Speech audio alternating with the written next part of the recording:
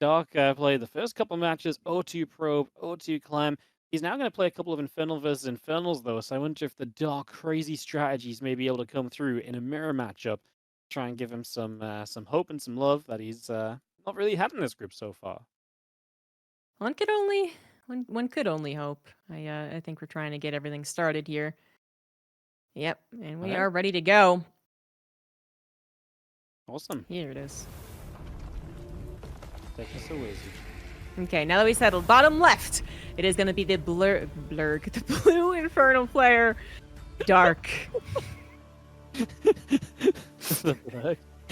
I just I love was, that you combine it with the name of a race that's not even in this game. I was definitely going to say sir. You're gonna go away with Blurfernal or something, but even then, like,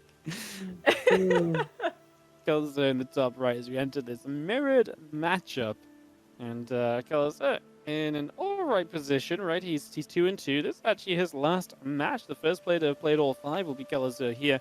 He can get a win, 3-2. That should be good to get top 4, I would imagine. I mean, Skillis is 2-3. If he wins this Dark, 0-3 as well, so then Kelazhur will be guaranteed to move through into tomorrow's playoffs. Okay, yeah, I trust your math there. That's what I go to you for. Yeah, I am pretty darn experienced at looking at groups and figuring out possibility. It's a real talent I've built up over the years. It's a good talent to have. Yeah. Anyways, the Blurg player is the one that we're looking at, as he got different strats or better strats perhaps in the old I versus I battle. Not so certain. The thing is, he was allowed to live, if we can say that, for a long time, and actually played a decently strong mid to late game composition. So, can this happen here? And the map that defaults first for every best of 3, this one we're looking at right here, is also a fairly large one. So, I don't know if Kelazhur is going to be able to cut the head off the snake fast enough. I was gonna say this must been pretty fun to kind of keep an eye on, right? It's definitely provided some of those cool first games of the day. Obviously, every series is starting on this map, so it's definitely a good one to kind of set the tone a little bit, as we do have Kelazhur running across the map right now. Those fiends are speed boosted. Oh my god, they are! They are! Wait! We got Usain Bolt in the game. Oh my goodness! That is what Ripley saw when she first entered into Aliens. You know, like that is some terrifying stuff right there. Yeah, they're fast. They're looking for blood, I guess, and coming on top of Gontsef going to be the better call. I mean, Kelazhur going to get the action started. Dark, he's got some amazing micro, no doubt about that. But I don't think he's just accustomed to having to do this so early on. You know, ZG, I was like, you know what, mirror matchup, maybe we see Dark's crazy strategies kind of play out nicely, you know, a bit better or have more effects. But maybe also in the mirror matchup, and Dark doesn't quite know what he's up to, he also gets punished even harder, even sooner, you know?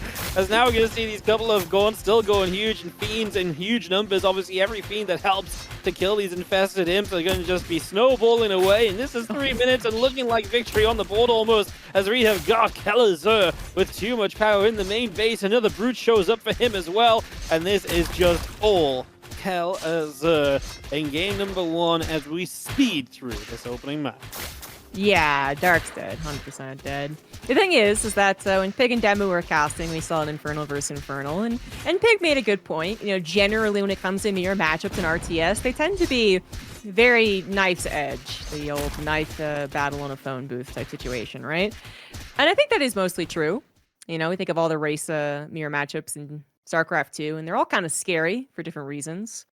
But then we didn't see that. Then I think the Infernal versus Infernal match actually went on for a decent bit, so I wasn't sure just how quickly an Infernal could kill another Infernal, but now I have my test, I have the results, and apparently it is within 4 minutes.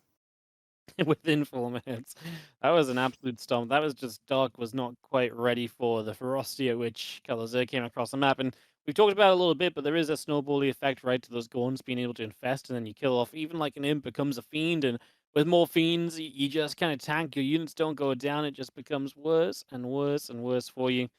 And, well, that basically happens. So, again, you basically just can't let it start. If you let it start, it's already too far gone.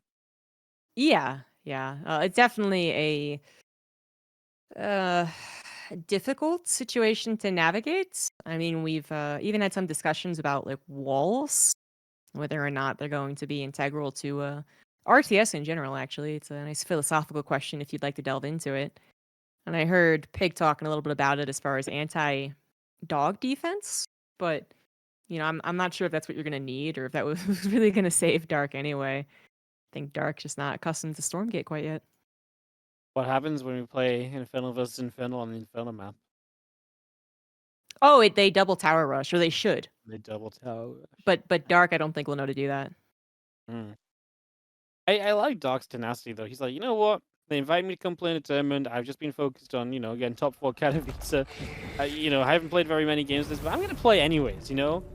I'm happy that Dark showed up and gave it a go. Because what if he was just naturally a god at the game? A lot of players out in Katowice clearly turn down their invites, right? Dark is just like, Yeah. you know what? What if I'm just naturally the goat? Well, sometimes you think about, you look at the early iterations of games that are now 15, 20 years into the life cycle, right? Age of Empires 2, StarCraft 2, Brood War, Warcraft 3, and you watch the beginning games, and I think every one of us has just laughed, right? Because they're so bad. Because the best pros in the world look like they're playing poorly. So there's always that, hypothetical question, could a Diamond Leaguer go back in time and win a GSL? Oh, yeah, sure. But there is a chance that enough people also aren't good enough at adapting to RTS that you, as an RTS god, just win. But apparently this is not that chance.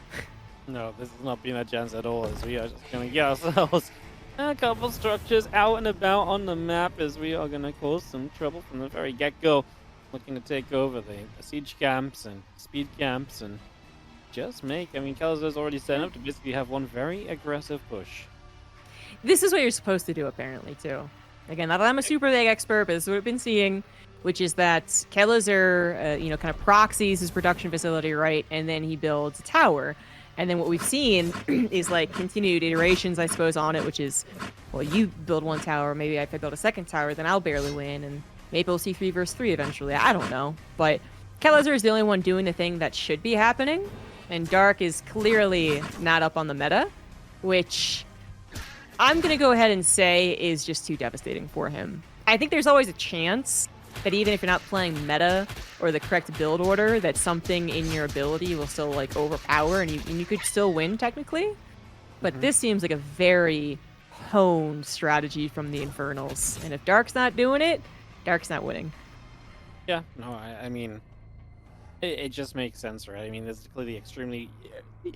We talked about the map being favored, and it's so heavily favored for a reason, and if you know how to exploit those favoritisms, even in the mirror matchup, if you're the player that's going to exploit that and the opponent does not, it's going to be, probably very good for you. Here you go, dragging these clucks up over into the tower.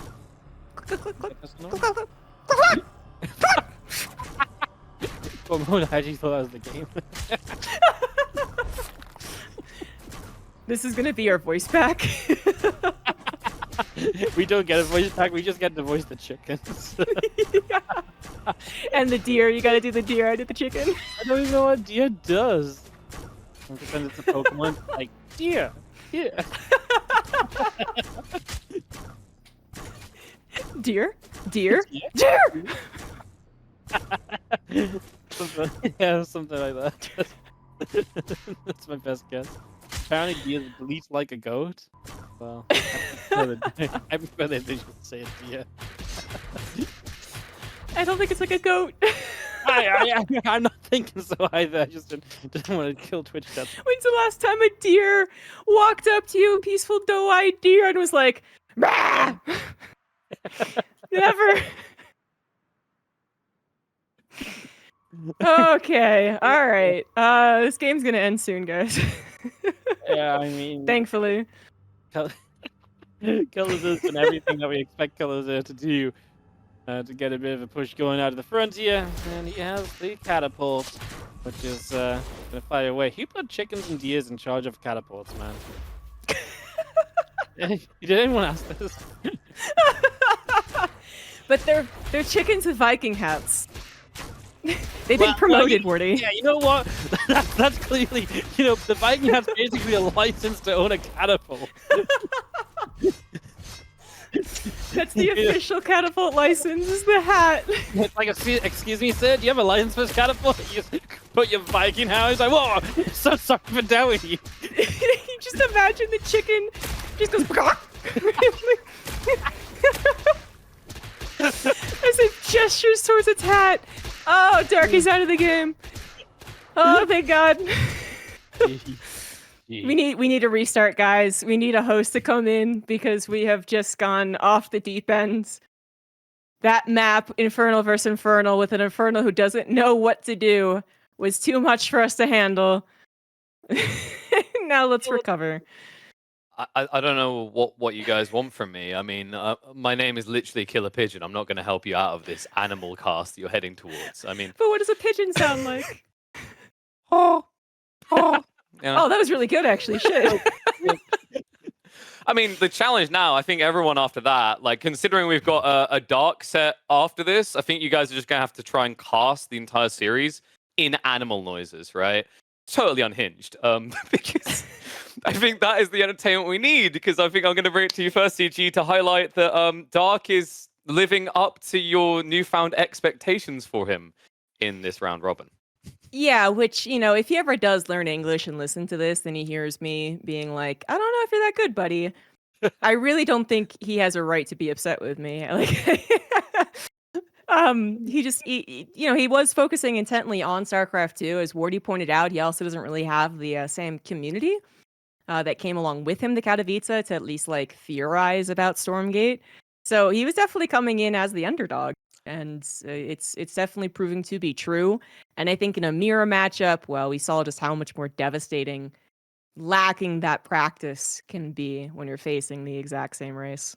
Well, you know what? You said you wanted him to do something memorable, something you could remember him by. Wardi, I think he done that. 4-minute GG. That's our fastest time of the entire qualifier so far. Yeah, I really went into the mirror matchup thinking like, hey, you know what? It didn't work out in the non-mirror, but maybe in the mirror, equal footing, right?